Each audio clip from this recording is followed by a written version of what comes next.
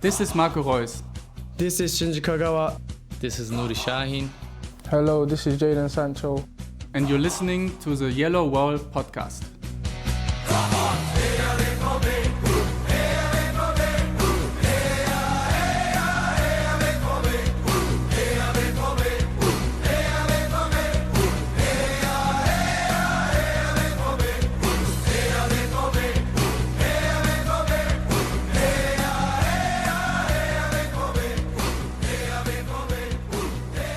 Hello and welcome to episode 530 of the Yellowwallpod. I'm your Stefan, and today we will talk about Borussia Dortmund's embarrassing Champions League exit against Atalanta, and we will preview Saturday's match against FC Bayern. For that and more, I'm joined by Lars Pollmann. Hello Lars, how are you doing? Hello Stefan. Spring has sprung in Dortmund. I've enjoyed Must be nice. 2 days of lovely weather, and I think that's all the time we have. Yeah, goodbye everyone. Thank you for listening. Yeah, why don't we just do a nice little weather update and then be done with it? That would be actually suiting. But no, honestly, we of course have to talk about what transpired yesterday night in Bergamo, and yeah, where do we begin? I mean, I already used the adjective embarrassing. I do feel a little embarrassed. I thought that Dortmund's overall effort was not what the doctor ordered. It was a little lackluster. I didn't feel like they showed the fight and the urgency, intent, whatever you want to call it, the level of seriousness maybe to really, fight back, because Atalanta obviously were ready to really press hard, to fight for every ball, all these minute details.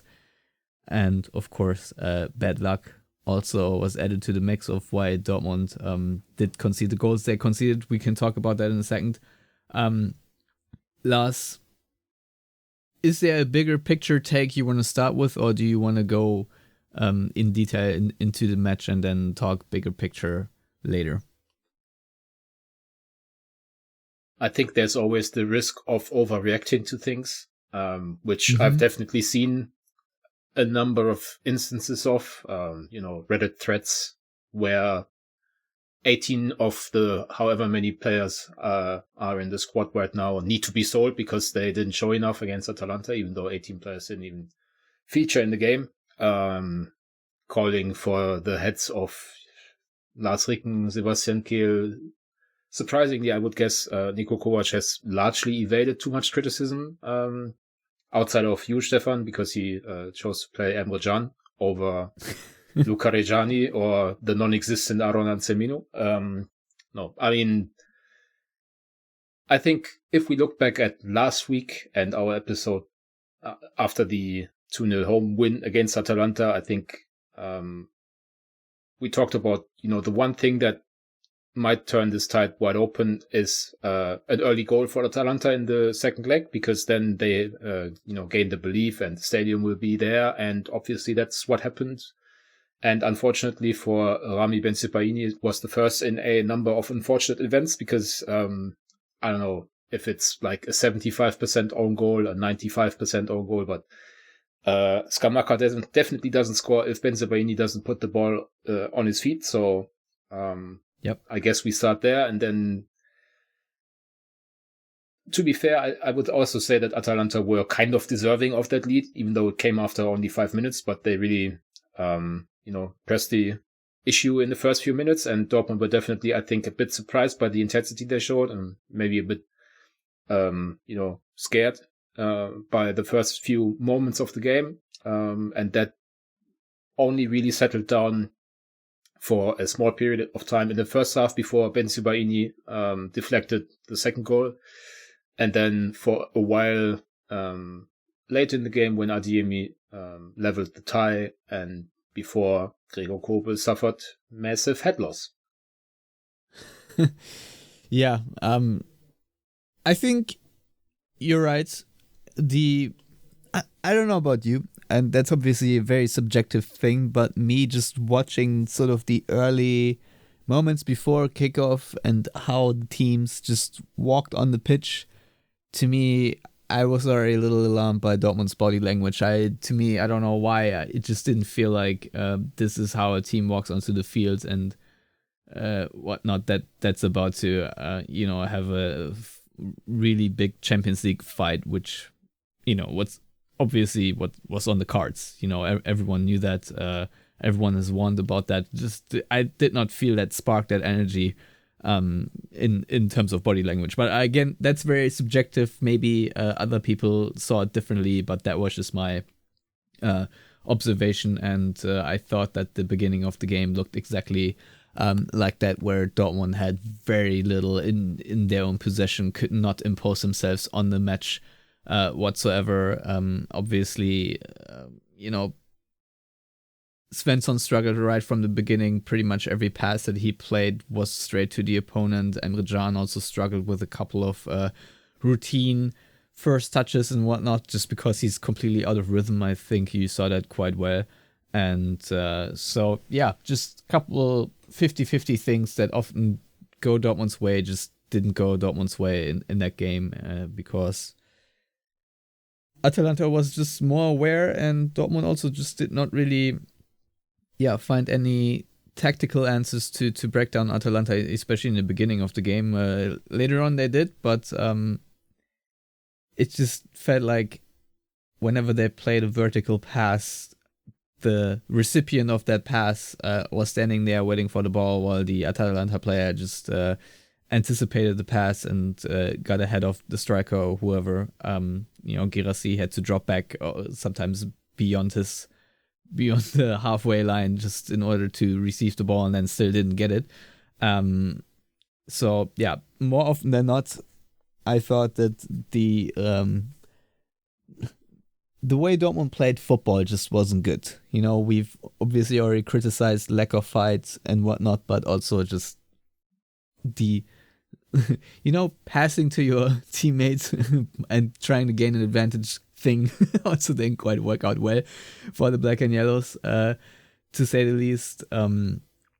Dortmund did create the first chance in the 27th minute, and that's just a little late to really show your opponent that you're also a danger and a threat, that they need to be careful, and show them what risks they take and how they can be punished if they open up a little bit. I thought that Dortmund didn't do that at all, and so I'm a little miffed by the entire approach of how Dortmund played. And yeah, as for the second goal, obviously another Bensebaini deflection. I already thought that Kobel's clearance wasn't the best.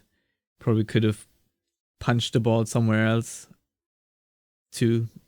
But yeah, it's a little concerning. I mean, we've already seen it in the Leipzig game that Dortmund currently apparently are a bit vulnerable to be attacked down the wings, because Atalanta, the first two goals, also once again via crosses. Yeah, and I don't even remember what the third, every goal they scored was off a cross. Actually, now thinking about it, so yeah, that was I don't know if there are positives to discuss. Certainly thought that once Dortmund went down by 3, that they got their act together a little bit, and as you already alluded to, the Adeyemi goal and that stint around it, changing Chukwuemeka, for example, and Adeyemi, and who else? I think they brought on Couto for Riasson, even though I didn't think that Couto was necessarily very effective, but I thought that the Chukwuemeka Adeyemi switch definitely was capable in a positive way. And overall, the last 20 minutes, since it was level on aggregate before Kobel's brain fart, I thought that the game was slowly trending in Dortmund's favor, and that the dynamic of Dortmund having to make offensive substitutions and Atalanta trying to save that result and making more defensive substitutions was actually playing into Dortmund's hands. And I thought even though it was not ideal, considering there's a Bayern game that is not exactly unimportant coming up. I still thought that Dortmund going into overtime would have had the better, momentum. So those are sort of my 2 cents on the game. How did you see it as the game developed?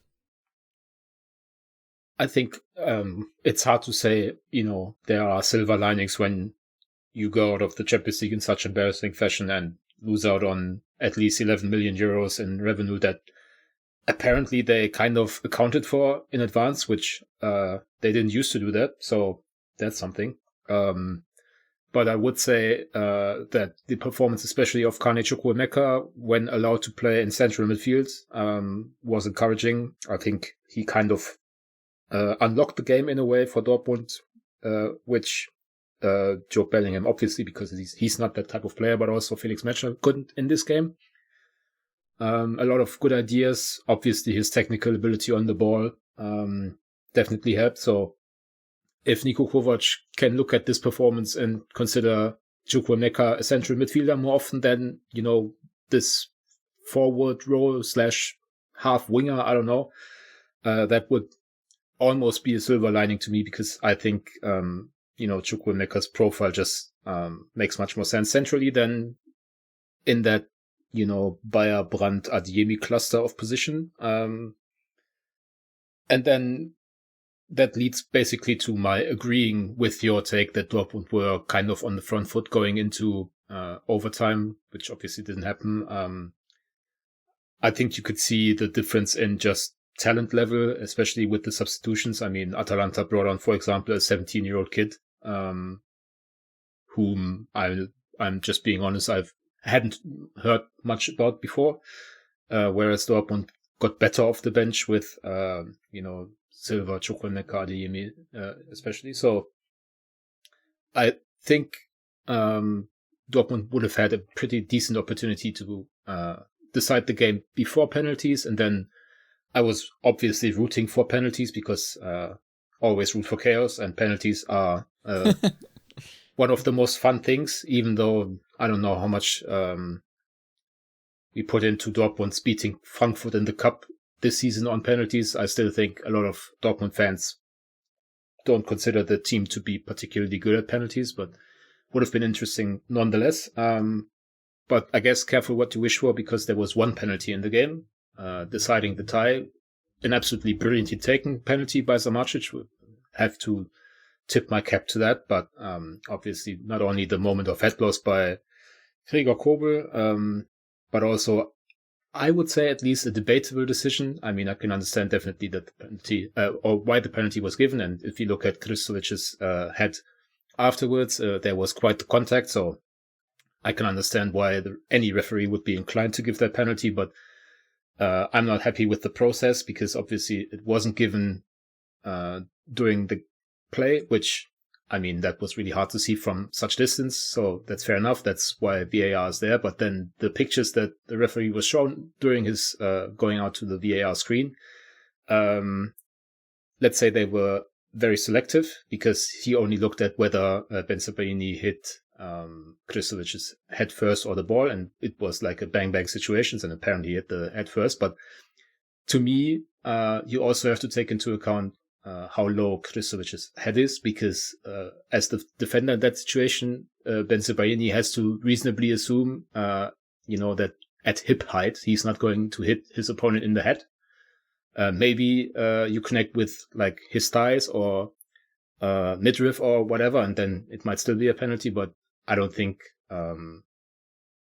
it's safe. It would have been fair to expect from Bensebaini to expect Kristovic's head there. So I think there's at least a debate to be had. Again, I think it's understandable why the penalty was given. And on the balance of these 90 minutes, Dortmund definitely deserved to go out. But the VAR process was not up to my liking, I suppose.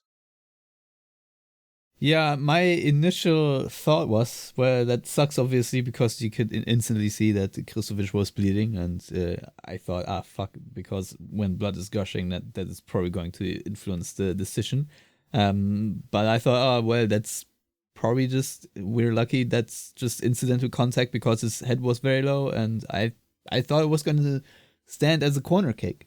Honestly, that was sort of my expectation, but after the review, 85 red cards, it did not go as I thought, but maybe I'm just also stupid. That can also be a thing, because I saw a lot of people having the take that it's that you need very heavily tinted yellow glasses to come away with the idea that this wasn't a penalty. So I don't know, but yeah.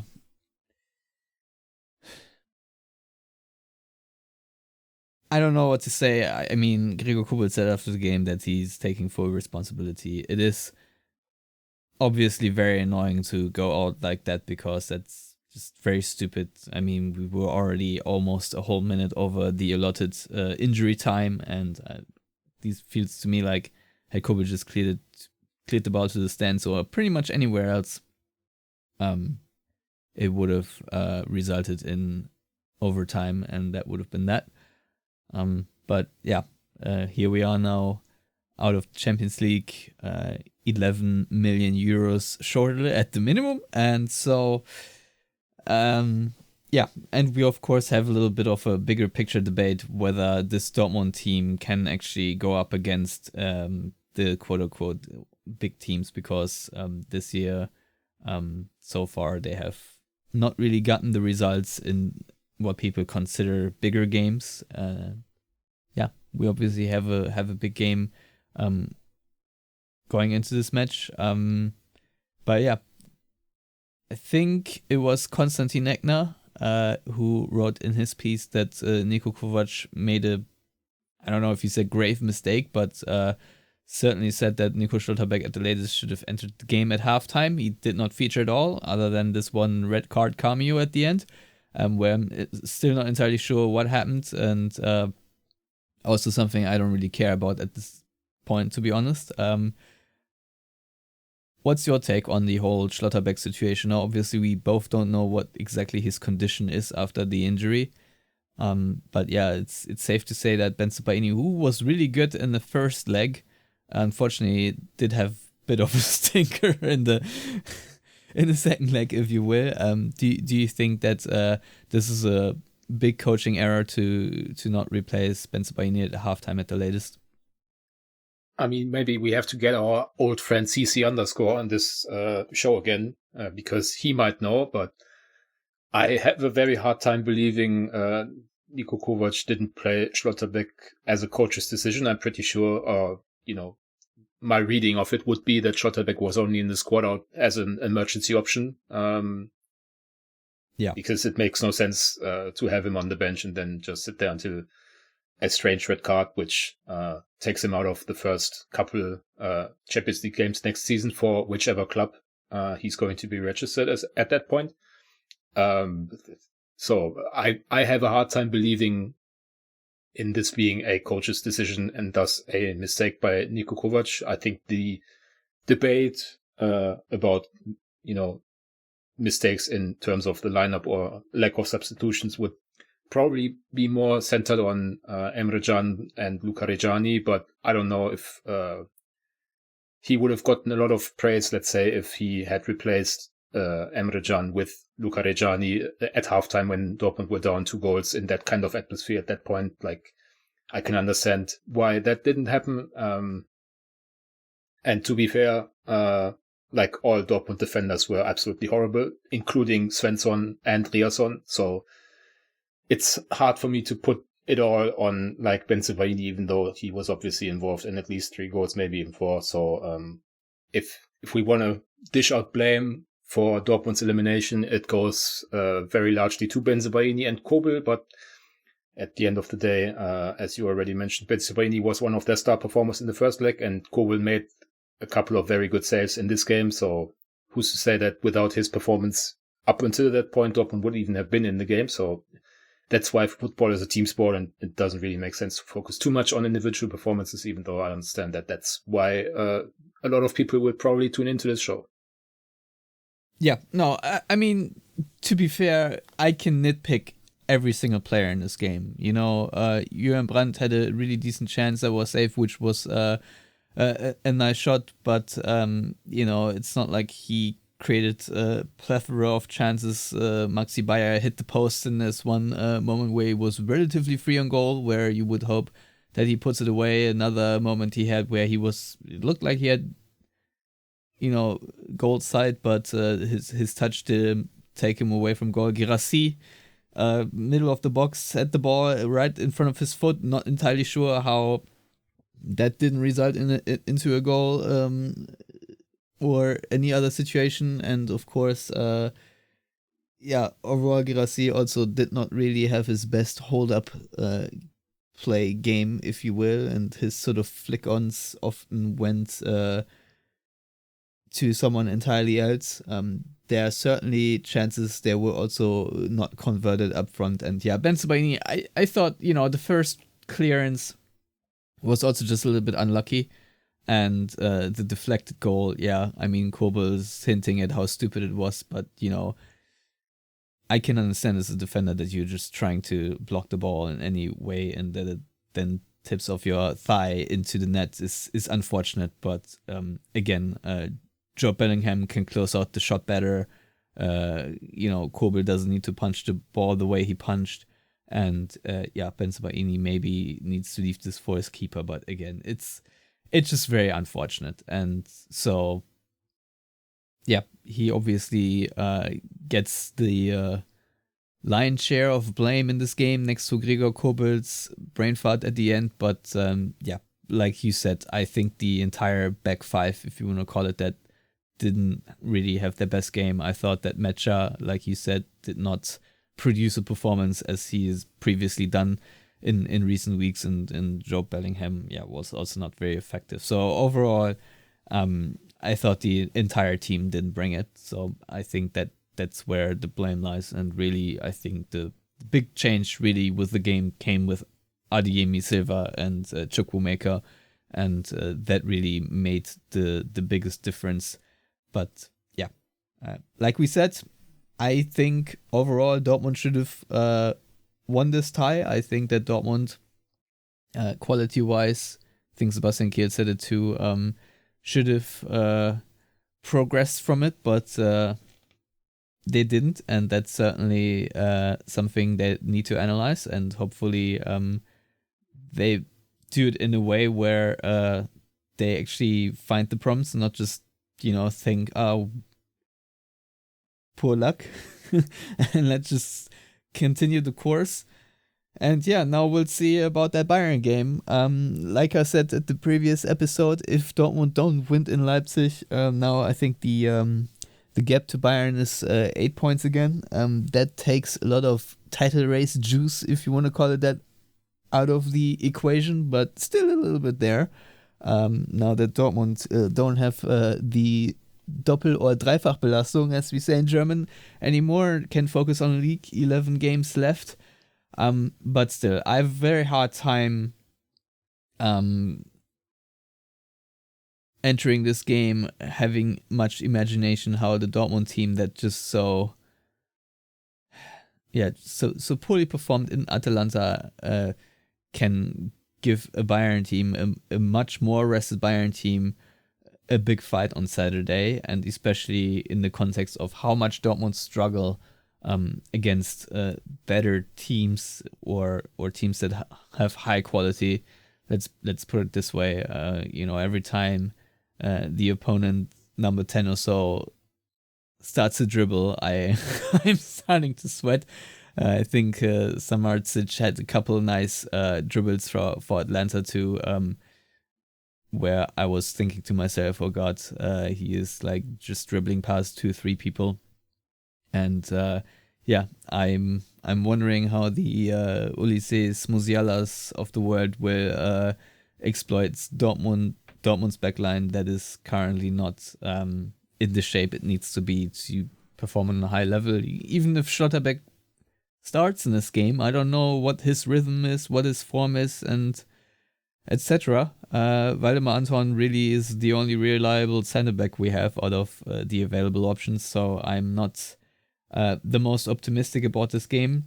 That being said, I really need this win. I need Dortmund to beat Bayern just for the comfort of my soul.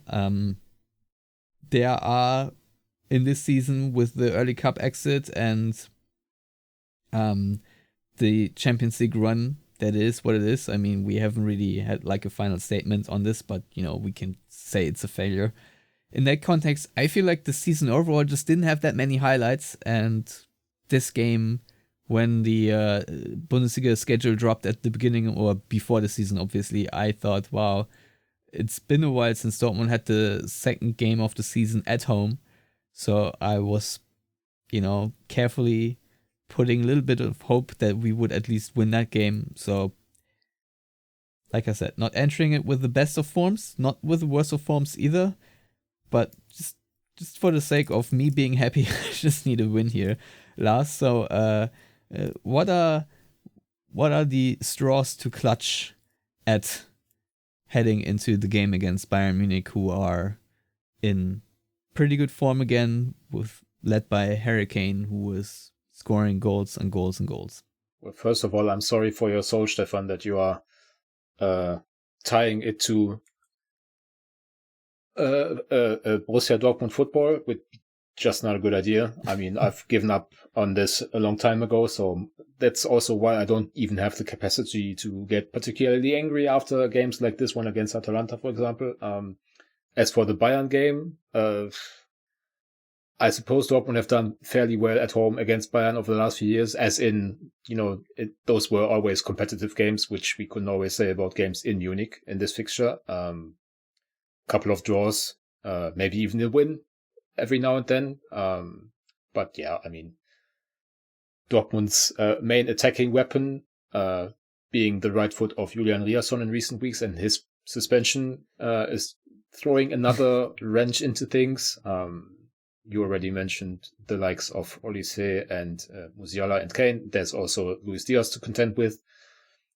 Exactly. There's also Leon Goretzka, who I think is one of those Bayern players who always does his best against Dortmund, because they really take this fixture more seriously than they have any need to, because obviously even losing against Dortmund won't change much about the outcome of this Bundesliga season, I would argue. But yeah, it's difficult, especially after this performance against Atalanta. I would only say that they have shown to be more solid in Bundesliga, even against good teams, because they've only been beaten away to Bayern this season. So even when they don't play well, particularly against, for example, Leipzig, they still find a way to not lose that game, which is saying something, because it takes, some mental toughness, for example, which obviously they didn't show in the Champions League then, or at least not to a sufficient amount, but in the Bundesliga they do. So maybe that's something to hang your hat on. But realistically speaking, I think even though Dortmund are having a very good, strong season in the Bundesliga that up until, 10 years ago would probably have easily been good enough to win the league most years, Bayern have just moved the goalposts completely over the last decade and a bit more. And that is probably going to show itself again on Saturday evening in Dortmund. I also lack the imagination to think of realistic ways, how Dortmund could win this game. I could think of a couple of ways where they don't lose the game, and I would say that is always at least a somewhat positive thing against the clearly best side in the league, but not necessarily anything that people will think or will make people think, let's say, that the league is still open on Saturday evening. I've seen a few more Bayern games in recent weeks than I usually watch, just because the point difference was a little bit lower. So I thought maybe I'll tune in on the occasional game between Bayern and Hoffenheim, for example, or I think I also watched the Bremen game. I don't know why. We're sort of on in the background. And yeah, I also watched Hamburg against Bayern. And Hamburg, they did muck it up, and they really did take the fight to Bayern, and Bayern weren't up for it in that game. Certainly Hamburg were a little lucky here and there, but still, they really fought like there was no tomorrow in that game, and I think that needs to be the credo for Dortmund, which, after Sebastian Kehl basically made that announcement for the Atalanta game and we got this putrid performance out of it. I'm not entirely sure if Dortmund can really go beyond their limits. But so from my little bit of Bayern analysis, I would say that the little bit of hope is that they are susceptible to concede goals on the counterattack. I think that is their main weakness is their I don't know what the English word for Restverteidigung is, but rest basically defense is literally a word, Stefan. Rest defense, yes. Yes. So that is the one thing you can exploit, but you will have to survive the first wave of pressing. And that is not something that Dortmund have done well as of late. So if they manage to do that somehow, then the likes of Maxi Bayer, or I don't know if he plays an Adeyemi or so, certainly can exploit. And Dortmund certainly have shown in the recent weeks, for example, the counterattack against Leipzig, the second goal they scored was a beautifully created goal. There are certainly moments that Dortmund had that sort of fit the blueprint of how to score goals against Bayern, but the problem is I just don't see them holding up defensively enough for that to matter. And I also don't know if the flaws that you see in a Bayern game on an average match day in the Bundesliga, that they will also be visible against Dortmund, because it's the one thing you've already said it. We know that usually Bayern for this particular game also raises their game by a lot, and Dortmund then feel that in a not so nice way. I mean, the performance from Harry Kane in the first game this season against Dortmund was truly exceptional. One of the best striker performances I've certainly seen, where he just worked relentlessly all across the field. And pretty much everything that Harry Kane did in that game helped Bayern gain an advantage in whatever the situation needed. And that was, to me, very annoying. And, if it weren't for that, maybe Dortmund would have found an equalizer, because they were, after what was one of the worst first halves, certainly they fought back in the second half and made it a game. So, yeah. Are there any lineup decisions you want to ponder? Obviously, we all expect Janko to start as Riasson is suspended. I believe so. I mean, if you have a different expectation, or I mean, that's the one thing that I think at least bears discussion, because I don't think Niko Kovac trusts Jan Koto at this point very much. I mean, he had a decent first half of the season, but he's really fell off over the last few weeks, also in terms of just playing time, because Riasson has gone crazy with assisting goals and obviously played the majority of minutes in the last few weeks. So I wouldn't be shocked if Maximilian Bayer played on the right wing, because he's a diligent runner. That sometimes is more than we can say about Jan Koto, who obviously is by trade a right back, but really is more of an attacking minded player, as is Maximilian Bayer, obviously, because he used to play like normal centre forward before moving to Dortmund. But I think his profile might actually do them well against Bayern, because Dortmund will do a lot of running off the ball.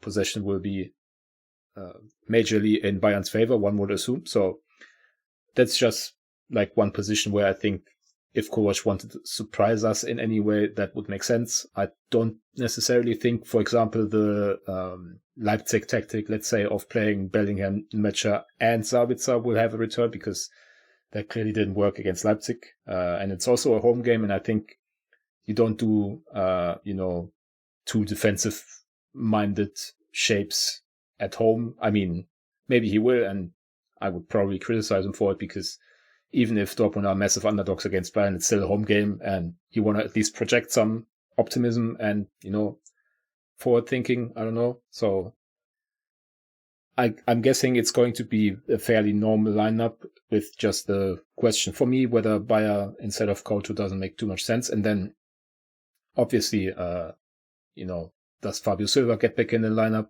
because he works really well with Guirassy and gives them someone who can hold the ball up a little bit, because if you want to send Adeyemi or Bayer chasing down long balls all game, that's fair enough, but they also will need someone to hold up the ball a little bit and let the defense breathe and maybe gain some yards to just push out from your own third. You don't want Bayern to just absolutely throttle you in your own half.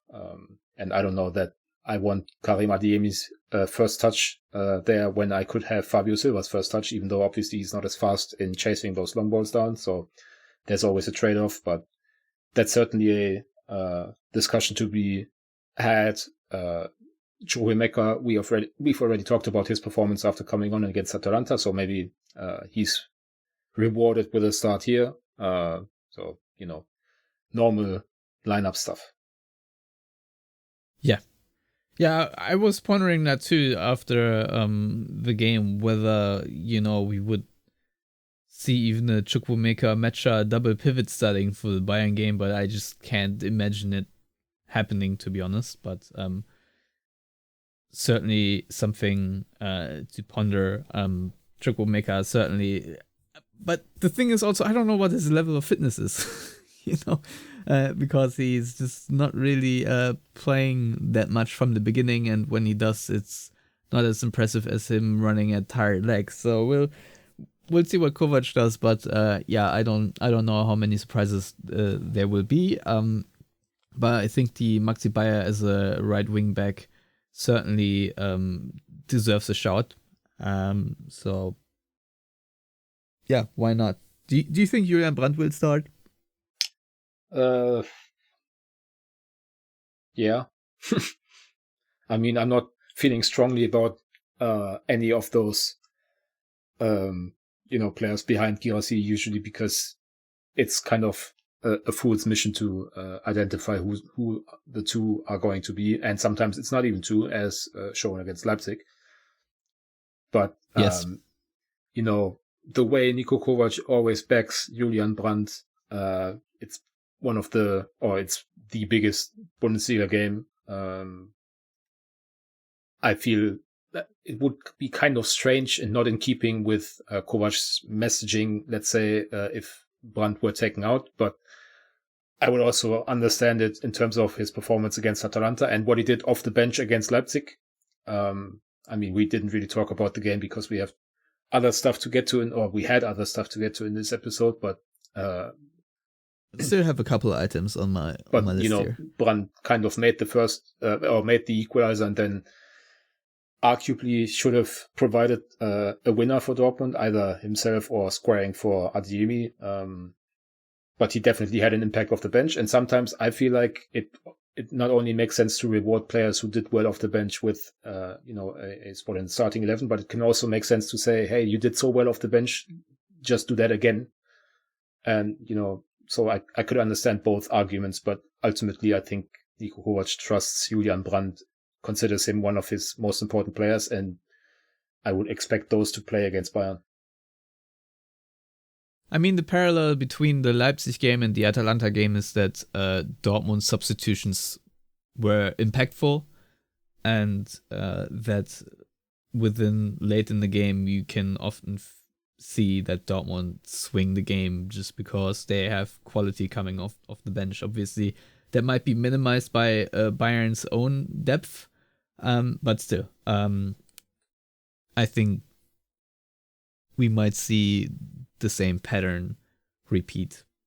But yeah, we also haven't had the news conference yet, so we don't know actually who will be available or if anyone picked up a knock in Bergamo or not. So I guess we can end the preview here. There are still a couple of things I wanted to discuss. One is sporting, one is not sporting matter. Once again, coming back to the match in Bergamo, and Ultras boycotted the game because a lot of people were actually not allowed to travel to that game. Lars, I personally, what I like about the European Union is the free travel across borders, which was denied some Dortmund fans, and the reaction we saw was that the active support, as it's called, Ultras, then did not show up to that game.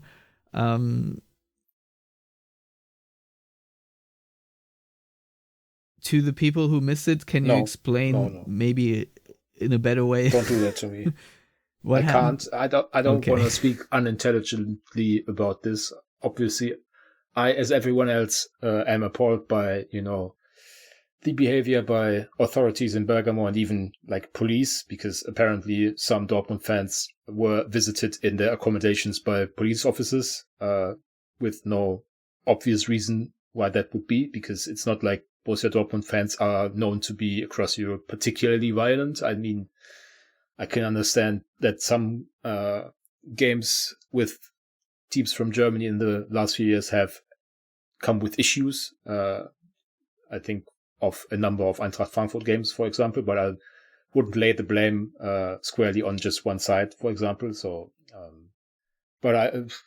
as I didn't follow it closely, I don't want to, speak any half-truths, as it were. So I think there is a lot of reporting done on this stuff where people who are so inclined can read up on it. And to be honest, anyone who is so inclined probably has done so already and isn't relying on our episode 2 days later for their information. Fair enough. All right, then let's move on to the other item on my list. We discussed it briefly at the end of the last episode, but Dortmund then did, I think the next day, announce the signing of Kaua Prates, 17-year-old left back from Cruzeiro. Had a nice little interview with Dede. So obviously warming my heart. Everyone who watched Daniel Svensson struggle, not only in Bergamo, but also didn't think he had his best game in Leipzig either, to be honest, even though it wasn't his side that was being exploited time and time again in the first half. I think it is good to see Dortmund bolstering for that position, but he's 17, so I have no idea, to be honest, in what shape or form he will be available for the first team instantly come next season. If you have any thoughts on that transfer, please share them. I mean, I would say, first of all, that Svensson really hasn't had a good season. Like, he was so good in his first few weeks in Dortmund when he came more than a year ago, that I think maybe people still have that in their heads because his performances this season haven't been great. A lot of misplaced passes, not a lot of impact going forward. He can be bullied off the ball quite a bit. So I think we are seeing perhaps why he was available to sign for relatively short money from a club in Denmark, as someone who wasn't, a super young talent anymore, but, firmly in his 20s and somewhat established as a professional football player. So I think, don't get me wrong, I think Daniel Svensson certainly has a place in Dortmund's squad, but him being a undisputed starter is probably a sign of, a bit of lack of quality, perhaps, that we can discuss in other positions in other episodes for this Dortmund team. When we are doing, our post-mortem on this season, which is basically over at this point, I would say. I mean, for me, the only important thing now is whether Schlotterbeck extends or not. And, that's not something that we are going to get resolution on this week, I suppose.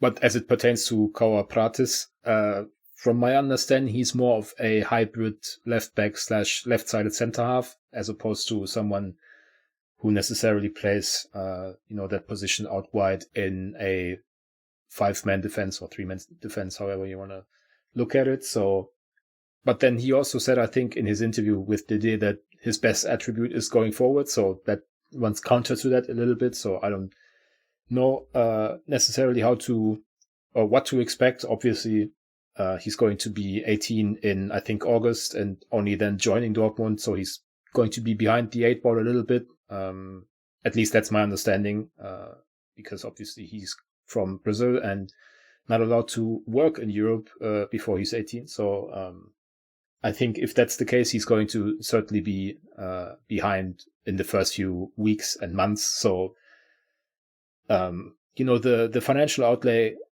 kind of indicates to me, because I think the reports are that the transfer can cost up to like 12, 13 million if, some bonuses hit. So that's a substantial outlay for a young player, which indicates to me that they have a fairly short-term plan with him. But I don't know if that's, something for the first half of next season or something a bit further down the road. The same with Justin Lerma. Obviously, he's been signed for a couple of years now. He's already been to Dortmund, trained with the under-23s a little bit. I think you can presumably expect a little bit more from him, just because he's had more time also to maybe get started on, setting up his life in a new country, a new continent even. And obviously, I think if nothing else, it's exciting for Dortmund to get back to that kind of transfer with both Lerma and Prates, because it's been a while since Dortmund were able to attract, these teenagers who are very highly rated, because nowadays pretty much every club in Europe kind of does that, and Dortmund haven't had much luck in signing these guys. So it's nice that 2 of them are coming at the same time. 2 South Americans, you would assume that they might get along fairly well, try to acclimate together, if that makes sense. There's also obviously a number of exciting young talents from Dortmund's own youth team. So maybe the at least 11 million they are missing can kind of be, covered up by good development of young players. I think that's something most fans could actually get behind. Sign, maybe it ends up being they can sign 1 fewer external player, but they have more, of a focus on the young guys they already have, and 2 of them obviously coming in. Yeah, that was also one of my first thoughts when I thought about Dortmund missing out on that money, that maybe the good work of the youth department gets rewarded in a way. But yeah, we'll obviously see how it pans out. But in general, it's nice to have signings very early, have them announced. I remember obviously the Michael Zorc golden era was when basically all transfer business felt like it was done even before the transfer window officially opened. So there's that. So welcome to the club, Kaua Prates. I'm excited because the left back is certainly something Dortmund needs, and something we've said multiple times Dortmund should address, and let's hope that he is a really good player and can make a big difference, because I think we see it with Grimaldo at Leverkusen. If you find the guy that's really good on that position, it could be a massive change. I think if you had much better fullbacks in this current iteration of this Dortmund team, they would be a much, much better team and would create far better advantages. Let's say we had Guerrero and Hakimi right now, or Piszczek and Schmelzer. Things would look a little bit different on the overall balance of this team. But I think we can knock it on the head here. Lars, thank you very much for coming on, and I hope we'll have a bit more of a positive episode next week. But until then, everyone out there, thank you for listening, and goodbye.